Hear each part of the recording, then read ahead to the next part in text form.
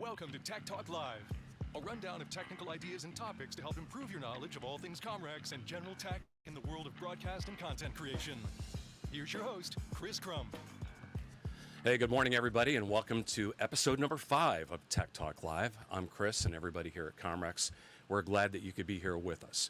We're streaming live today on our Comrex pages on Facebook, LinkedIn, and YouTube, where you can send us questions and comments to be read live on the air, so please feel free to do so.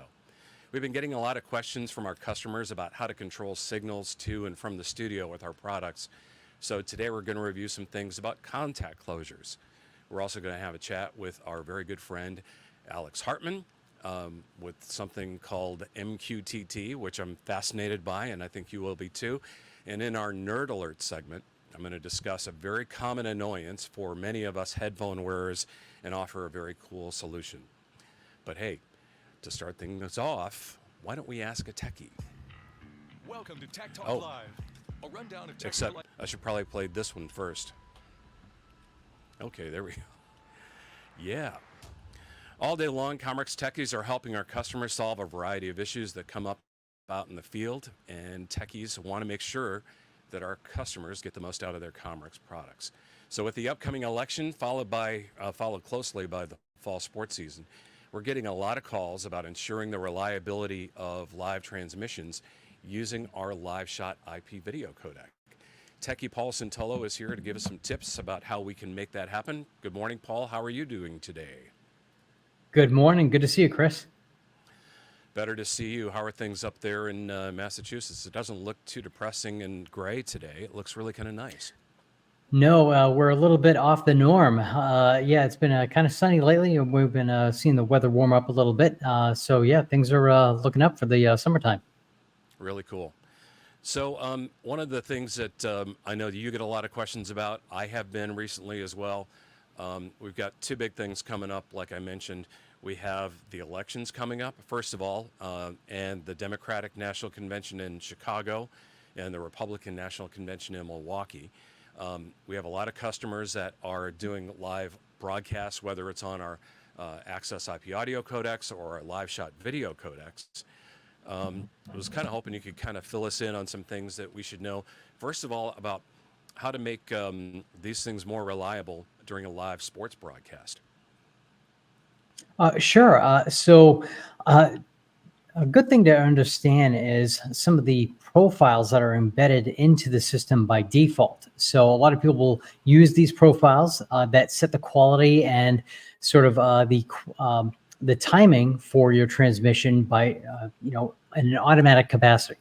But if you're dealing with a sports type of transmission, it is certainly good to understand what kind of levels you might need to alter in the respect of increasing your bit rate. So if you understand how the LiveShot operates, it uses an encoder, and it's very much source driven. So if there's not a lot of movement, there's not going to be a lot of update for the pixels in the background. So to accommodate for a lot of pixel, what we call refresh, you want to make sure you have an adequate amount of bit rate. So what we can do is typically recommend to go with a higher than normal amount of bit rate. So for instance, if you're going to do, say, like a 1080 res, we recommend a sweet spot of 6 megabit to 7 megabit per second for a typical news type of application. But in sports, I would recommend updating that to at least 7. That way you'll be able to capture the motion a little bit more effectively and not lose any detail,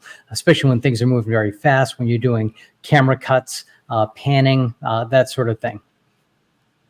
Well, I know a lot of people depend on cellular at these events. We usually try to dissuade people, especially if you're in a fixed location away from cellular, if you can avoid it, a wired broadband connection, and maybe even a wired broadband connection in conjunction with a couple of cellular connections. Any thoughts on that? Mm-hmm. Yeah, so really when you're looking at ideal conditions, it would be very hard pressed to actually upload an adequate amount of bit rate for one single modem. So we typically recommend to go with at least 2, especially when you're dealing with the high definition resolutions. Another thing that we sometimes recommend is to actually alternate your cell carrier. So if you have two modems and you have one that's Verizon, you have maybe one that's AT&T, for instance, it's a good balance, because if you're in a side of town that maybe doesn't have as good of signal for AT&T or vice versa, the system will be able to adequately balance on the fly in the background for where the bit or where the data needs to be sent to over that particular link. That way your photog can certainly do what they need to. They don't have to kind of hover and try to second guess an adverse network condition. I would say one of probably the most powerful things about our audio codecs and our video codecs are the profiles, because the profiles are kind of like the secret sauce, the things that basically make the codecs work. And modifying a profile is something that a lot of people don't think about, but you can really tweak these things to work in really specific conditions. I know we've talked about maybe a specific profile that you can set up on a Comrex Access, a Comrex LiveShot, for example. Sure, yeah, absolutely, Chris. What I would, and I'm going to bring one up here in just a moment to kind of give you a visual, but just to give you an understanding, there are lots of different settings that can be applied. You are absolutely correct. There are some that we would typically recommend that maybe some of your, maybe the novice users start off with, and I'm going to show that you can make a copy of one and edit the particular settings that are going to be more of the top hits. But if you really need to needle down or drill down into some of the more advanced settings, we have that ability when you get into like GOP structures and frames, that sort of thing. It can get a little pretty in-depth, but depending on your application, you might need something like that. And we've made the LiveShot to be extremely versatile. And this is where some of, as you say, the secret sauce shines. So let me bring up, I'm sorry, you're going to say something, Chris? Yeah, I was just going to say, luckily we only have a 30-minute show, so we're not going to get too in-depth. That's right. Okay, so let me present here. I'm going to bring up a screen on my side. Do I need to do some incidental music while we're waiting? No, I think you should have it up there. Oh, there it is. Okay. Yeah. Okay. So as you can see, we have our typical LiveShot interface. We've got our entries. There are 4 standard entries. And what I'm going to do is I'm going to select our HD entry here. Okay. And I'm actually going to bring up the edit screen. And you'll see that the default profile here for an HD connection is 6 megabits per second. I'm actually going to change that to a profile that I've already created. It's down here at the bottom of the list. I've created a 7 megabit profile. I'm going to apply that. And now we have this 7 megabit profile, and that would be more conducive for establishing connection for a sports-oriented connection. Now, I will say also that I don't know if you've noticed this, Chris, but you might notice that the interface looks a little different towards somebody who might be more familiar with LiveShot. Well, I'm pretty sure that most of our users that are using LiveShot are going, that doesn't look like the same interface. So maybe you can tell us a little bit about this new version of firmware and when it's going to be released. That's right. So this is our new firmware, and it's, as you can see, it's an HTML5 kind of based interface. You just put in the IP address for your system, and you log directly into the interface of the device. And this will allow you to, in a very similar fashion to our audio codecs, the interface is a little similar kind of footprint, if you will. But you'll notice that it's going to be a little easier to navigate through some of these different tabs or sections of the interface, such as your dashboard for your overall performance. Just from a first glance, you'll be able to see audio as well. So that's kind of some interesting, good stuff coming down the pike. Performance is going to be a little bit more in depth. I don't have a connection right now, but you get the idea. And over here, nice we have our profiles, that 7 megabit that I was mentioning. Yeah, exactly. So you can see that I can change the bit rate, different lines, that sort of a thing. And certainly there are other aspects that you can get into, such as our advanced settings, as I mentioned earlier. We're not going to get too far into those right now, but we're hoping to release this later this year. I don't have a particular ETA on it. We're just working out some other aspects of it to make sure that people will be able to utilize it directly or through our switchboard server to be able to remotely connect to your device from wherever you are.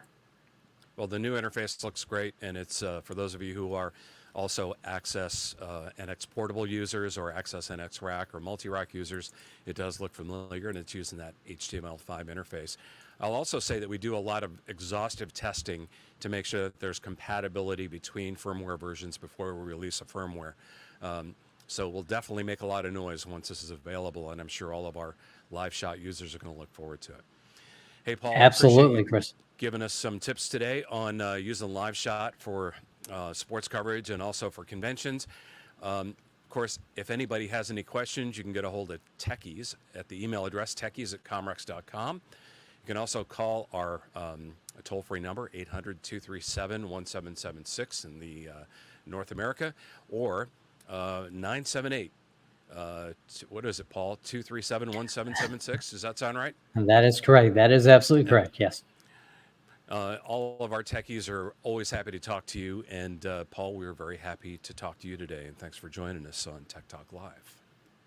Much appreciated, Chris. Thank you.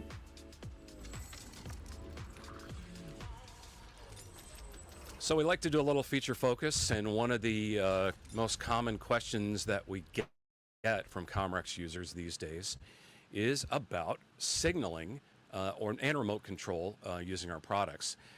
Most of our products have, most of our hardware products, that is, have the ability to pass both serial data and contact closures, or one or the other, both of which provide a common interface for passing and signaling data from end to end.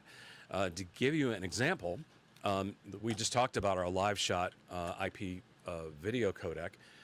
It does have a remote jack. It has RS-232 data, so you could actually set up tally lights or switching control through this little port on the portable unit from the rack mount in the studio. Another product that we have is our Opal. Not really a codec, it's basically a WebRTC server interface for basically making calls from a web browser into this device. You've got your analog audio in and out, also AES3 in and out. But you also have contact closures and serial data as well. I actually use the contact closures in my studio here to signal whether someone has called in on line 1 or line 2, and it'll light one of my 4 lit lights that I have from Yellowtech. It's a great little setup, pretty easy to create. Also, if you're a BRIC-Link user, you probably know that here's our BRIC-Link 2, very common product out there in the field. We got lots of them out there. Contact closures, serial data as well. If it looks very much like the Opal, it's not a coincidence. Basically, it's the same form factor that you'll see also on our VH2. Oh, I have this wired in for some reason. On our VH2, it's going to be very much the same way. One of the things that we do offer is a nice little cable. It's a DB9 to, it's a mini DIN 9 to DB9. So you can use that to maybe connect to a little bank of relays. So you can control lights or have it connect to a console or something like that. So there are a lot of ways that you can utilize our products and our Comrex mini DIN 9 to DB9 cable, and also a serial data cable that you can get from your favorite Comrex supplier to basically create signaling and so forth. One example that I would give you is there's a minor league baseball team here in Gwinnett County where I live in Georgia. It's the Gwinnett Stripers.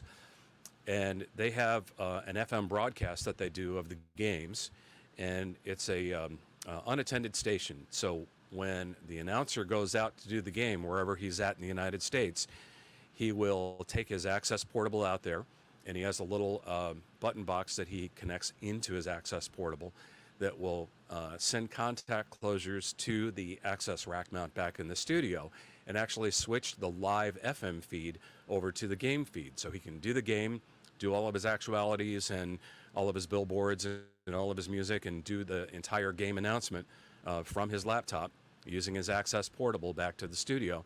And when he's done, he actually will just hit one of the contact closure buttons from his Access Portable and switch back to the FM feed. So it's a great little setup, and if you have any questions about it, all of this information is in our manuals that you can find online, And you can also contact us at Comrex 800-237-1776 or go to our website at comrex.com.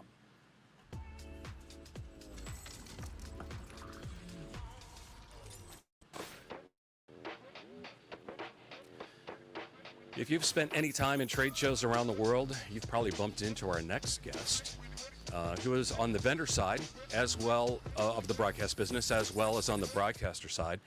Alex Hartman with Wisconsin Public Radio. Welcome to Tech Talk Live. I hope you're doing well today.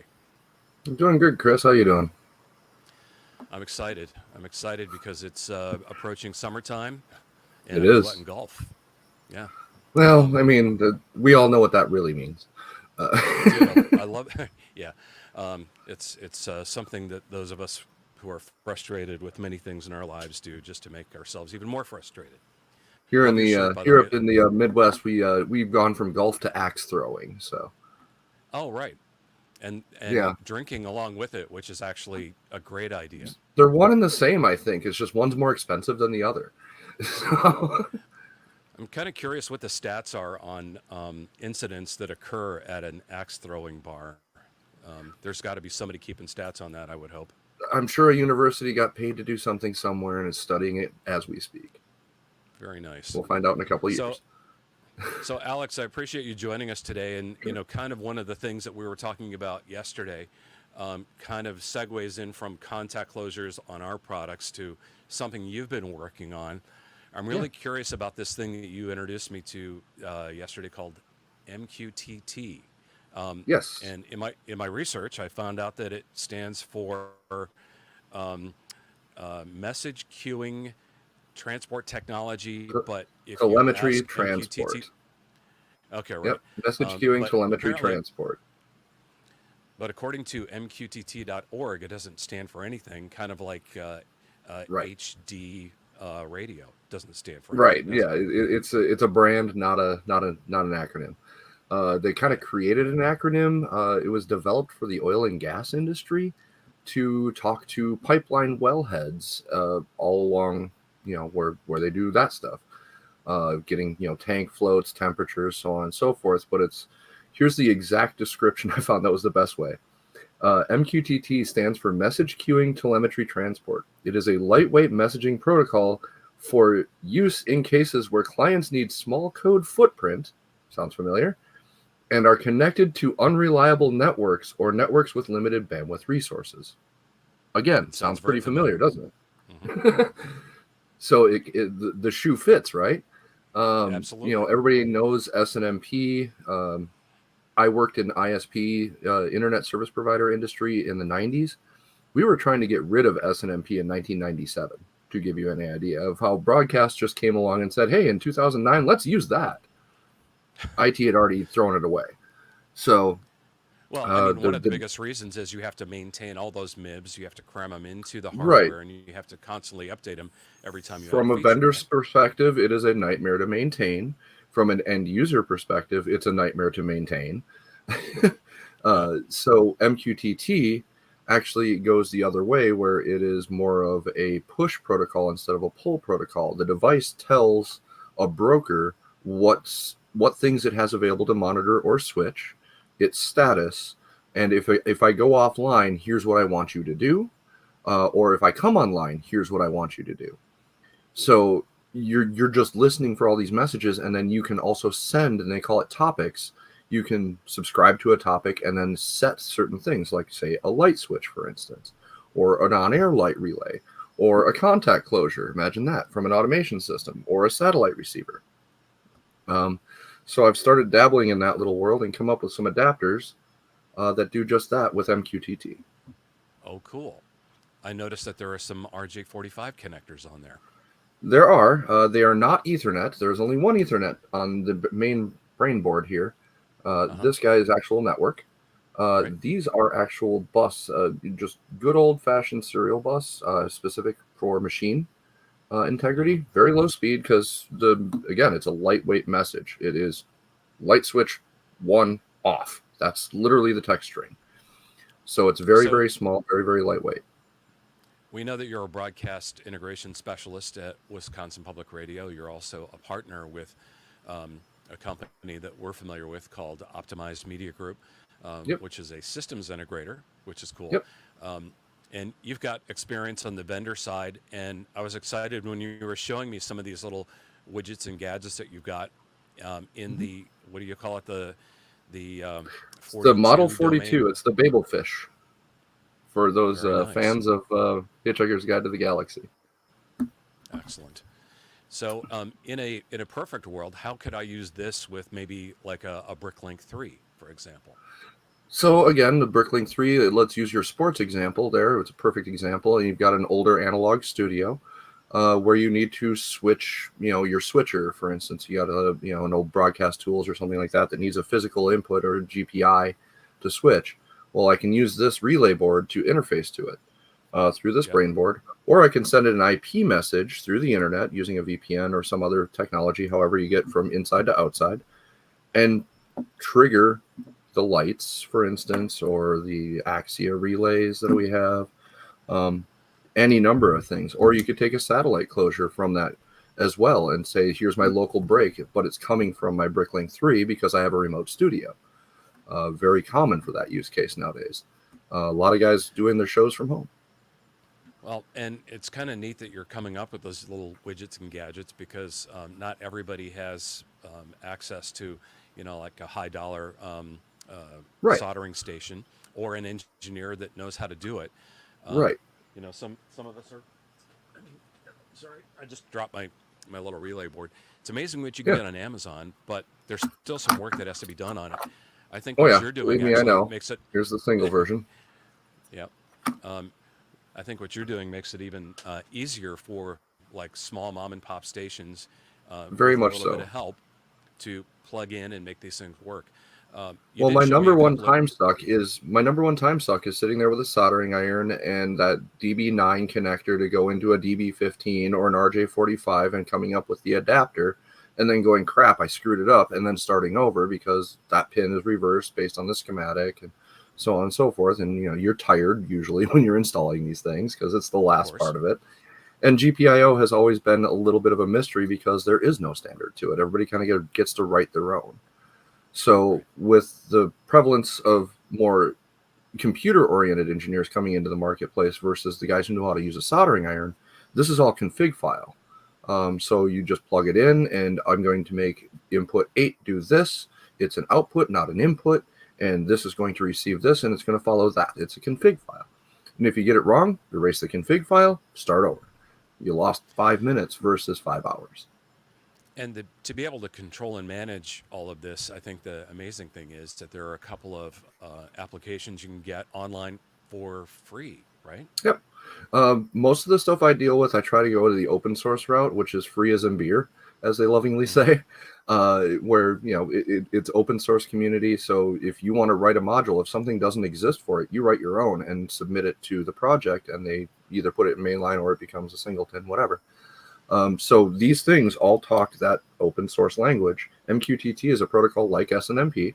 It's ratified by the IEEE and everybody else, and IETF. So this is out there for everybody and anybody to use. It's very common to find it in like home automation. And like I was saying yesterday, Chris, the difference between home automation and industrial automation is really just the interface and the price tag. It's the same stuff that the guys at the HVAC companies are using. It's, Modbus, which a lot of vendors know about. High-speed serial protocol, essentially. You can do it too. The difference between home and industrial these days is a price tag and a support number. So and the word and the word, I guess. Yeah. Right, and this is, keep in mind, MQTT is running locally on your network. There is no cloud. There is no subscription. Everything runs on a little board like this, sitting in the TOC. Plugged into your network. Well, yeah, when I go into my router here at home, I see all of my Nest thermostats. I see every smartphone. I see every television. I see every appliance, even your stove these days, and my refrigerator has a. My dishwasher, washer, and dryer have the same thing. Yep. So the crazy thing someone has written that module. Yeah, someone has written a module for my dishwasher, for instance, And my dishwasher now has a hook into my home automation system to ding a light, blink a light over here, ding a doorbell. My office is in a basement underneath my garage. I can't hear a whole lot. It's a concrete bunker. So my lights flicker now. I make them blink when the doorbell is pushed. Those are what's different about that than what you're doing at a transmitter site or a studio when you're doing a remote broadcast, for instance. You need some kind of visual indicator. So with Model Model 42, your Babelfish, yep. that actually becomes a module that could be controlled with the MQTT interface, Yep. which Correct. I think you can download it for free from the mqtt.org website. Is that the place where you get it? They tell you about it. Look for a program called Mosquito, which is the actual broker. And then you can use a program called MQTT Explorer, another free program that's out there. It's much like the iReasoning MIB browser, but this is for MQTT. So you have to have a broker to use it, and you have to have some kind of browser to see what's on your network. It's very, very, very simplistic in its nature. It's very self-descripting. That's the beauty of it versus SNMP, is that it is self-descripting. So the device tells you what it has available, not a MIB file that you have to constantly update. So the firmware is like, hey, I added a feature. We're going to allow you to expose that RS-232, for instance, on the LiveShot. Well, now I can pull that metadata into my network over that serial or send to it over the network without having some other third-party intermediary that may or may not work. So I guess a lot of people are going, this seems pretty cool. Where do I get these little, where do I get Babelfish, the Model 42, and the other little gadgets and gadgets? Sure. Reach out to us at info@optimizemedia.net, and we'll be happy to talk to you about it. We're still in the development kind of phase with it. It solved a need I had and thought I can't be the only person with this problem. A good friend of mine literally runs his whole house. He has 350 light bulbs that all talk MQTT, and they're all using this same protocol. So it's very robust. You can have a lot of devices on it. I've developed boards specifically for the Pico digital satellite receivers, the Wegener satellite receivers. They're one and the same. For GPIO, you just tell it which mode it's in, and it knows how to deal with it. Mm-hmm. I have one for WheatNet to configure with WheatNet blades. I have one for Axia as well for their GPIO ports. And we also have of all the things I never thought I needed to know was how to make a CD player start from a button in 2024. CD players now don't have any GPIO on them at all except for an infrared remote. So I take GPI from your console and spit out an IR command. Something I didn't know I needed. The 90s if you need it. Right, exactly. They took away all the useful stuff and started charging more. I don't know how that worked, but that's how it worked. So yeah, reach out to us. We'll be happy to talk about it all if you need to know about it. Alex, I really appreciate you taking time out of your busy day. I mean, I know you're always kind of going for Wisconsin Public Radio and Optimize Media stuff and everything else you do. So thanks for joining us today on Tech Talk Live. We humbly appreciate it. No problem. Thanks, Chris. See you down the road.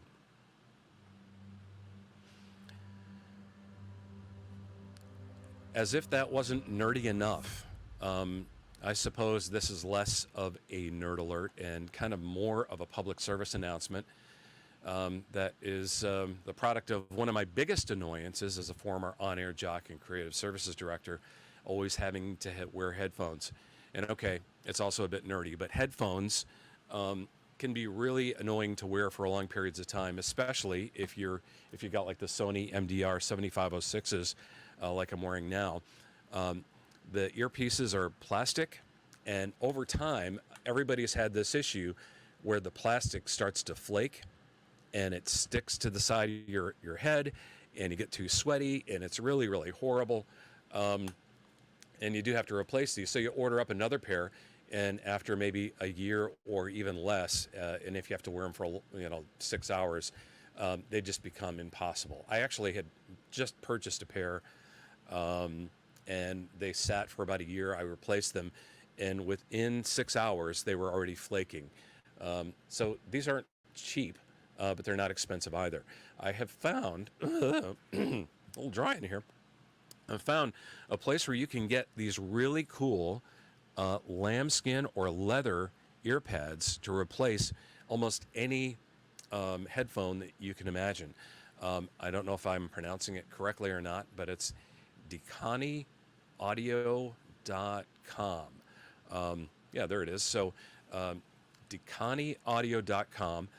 You can look up your headphone model and find the ear pad that you like. And if you're, I don't know, a supporter of PETA and you don't want to support, animal skin type ear pads, I think they have some natural product as well. But they're really high quality. They're not cheap. I think I paid $60 for this pair of ear pads. But to tell you the truth, they're very comfortable.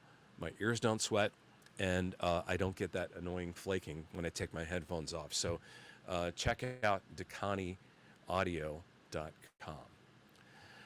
Well, that pretty much does it for our Tech Talk Live for today.